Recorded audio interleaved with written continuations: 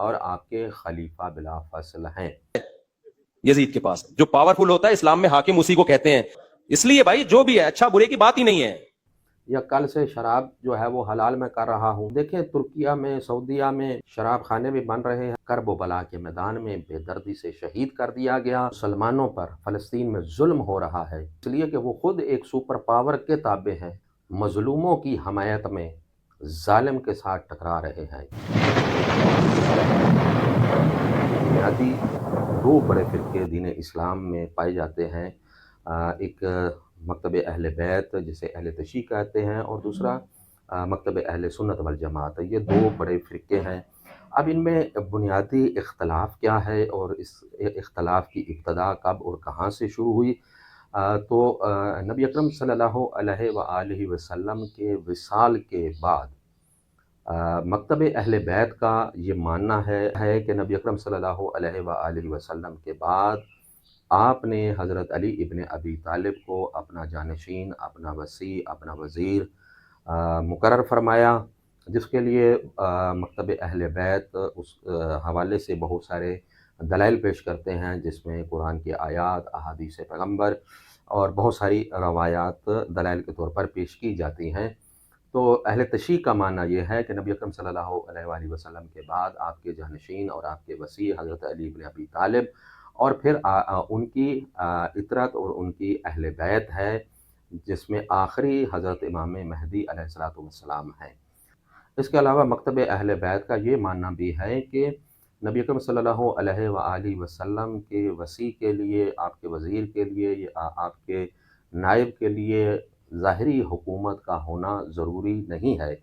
اس میں یہ دلیل دی جاتی ہے کہ نبی اکرم صلی اللہ علیہ وآلہ وسلم جب اس دنیا میں آپ نے اعلان نبوت فرمایا، جب آپ کے گرد 4 افراد جمع تھے اور انہوں نے آپ کی بیعت کی، آپ اس وقت بھی اللہ کے نبی تھے، اور جب 1.25 لاکھ صحابہ آپ کے گرد جمع تھے اور ایک حکومت کا ظاہری ڈھانچہ بن چکا تھا، آپ اس وقت بھی اللہ کے نبی تھے۔ تو مکتب اہل بیت کا ماننا یہ ہے کہ خدائی عہدے کے لیے، چاہے وہ اللہ کے نبی ہو، اللہ کے نبی کا وصی ہو، ان کے لیے الہی عہدے کے لیے حکومت کا ہونا یا کثرت افراد کا اس کے گرد جمع ہونا یا اقتدار کا اس کے پاس ہونا یہ لازم نہیں ہے، ضروری نہیں ہے۔ اس لیے نبی اکرم صلی اللہ علیہ وآلہ وسلم کے بعد علی ابن ابی طالب آپ کے جانشین، آپ کے وصی، آپ کے وزیر اور آپ کے خلیفہ بلا فصل ہیں۔ یہ مکتب اہل بیت کا عقیدہ ہے۔ جبکہ اہل سنت والجماعت کا اس حوالے سے کیا عقیدہ ہے، تو آپ دیکھیے اس ویڈیو کلپ میں۔ اچھا میرے بھائی، اگر یزید کو نہ اچھا کہیں، نہ برا کہیں، تو پھر یزید کے ہاتھ پر بیعت کرنے والے صحابہ معاذ اللہ نہ اچھے ہیں نہ برے۔ دنیا میں ایک اصول یاد رکھو، شریعت میں جو بادشاہ ہو، جس کے ہاتھ میں قوت نافذہ ہو، اس کے اچھے اور برے کی بحث اسلام میں ہے ہی نہیں، سمجھ رہے ہو؟ اس کی اطاعت واجب ہے۔ تو صحابہ یزید کو اچھا سمجھیں برا سمجھیں، جنہوں نے بیعت کی ہے اس بیعت پہ کی ہے کہ پاور کس کے پاس ہے؟ یزید کے پاس۔ جو پاورفل ہوتا ہے اسلام میں حاکم اسی کو کہتے ہیں، اور بخاری مسلم کی واضح صحیح حدیثیں ہیں کہ جب ایک شخص حاکم بن جائے، اس کے خلاف جو بھی کھڑا ہو قتل کر دو، کائن من کان، جو بھی ہو۔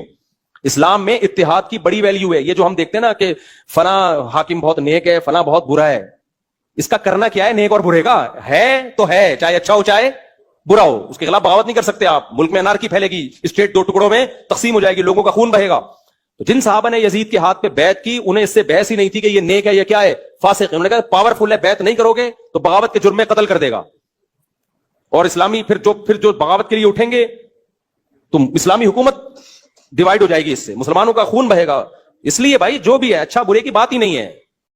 اہل سنت والجماعت کے نزدیک حکومت کا مل جانا، یعنی کسی بھی صورت حکومت کا مل جانا، حادثاتی طور پر یا طاقت کے زور پر، کسی صورت میں بھی اگر آپ کو حکومت مل جاتی ہے تو آپ کا جو حکمران ہے، اب اس کے کردار کے حوالے سے بھی اہل سنت والجماعت کا یہ عقیدہ ہے کہ وہ جیسا بھی ہو، چاہے وہ نیک ہو، چاہے وہ بد کردار ہو، حتیٰ کہ یزید جیسا ہی کیوں نہ ہو، اس کی اطاعت لازم ہے، اور اس کے خلاف آپ بغاوت نہیں کر سکتے، آواز بلند نہیں کر سکتے، سوائے اس صورت کے کہ وہ آپ کو کفر اور گناہوں کا حکم دے، معصیت کا حکم دے، تو پھر آپ اس کے خلاف اپنی آواز بلند کر سکتے ہیں، احتجاج کر سکتے ہیں۔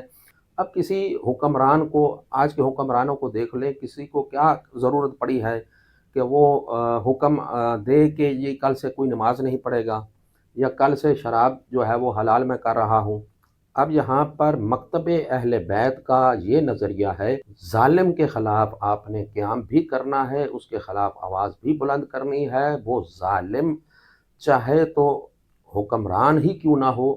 اور دنیا میں کہیں پر بھی مسلمانوں پر اگر ظلم ہو رہا ہے تو مسلمانوں کے ذمے ہے مکتب اہل بیت کے مطابق کہ اس کے خلاف آپ نے آگے بڑھ کر ان مسلمانوں کی مدد بھی کرنی ہے، ان کی حمایت بھی کرنی ہے، اور ظالم کا ہاتھ بھی روکنا ہے۔ جبکہ مکتب اہل سنت کے نزدیک حکمران کو دیکھنا ہے، اگر حکمران اس حوالے سے کچھ کر رہا ہے تو فابہا، اگر حکمران کچھ نہیں کر رہا تو عوام اپنے حکمران پر دباؤ نہیں ڈال سکتی، اور نہ ہی عوام اپنے حکمران کے خلاف کوئی بغاوت کر سکتی ہے۔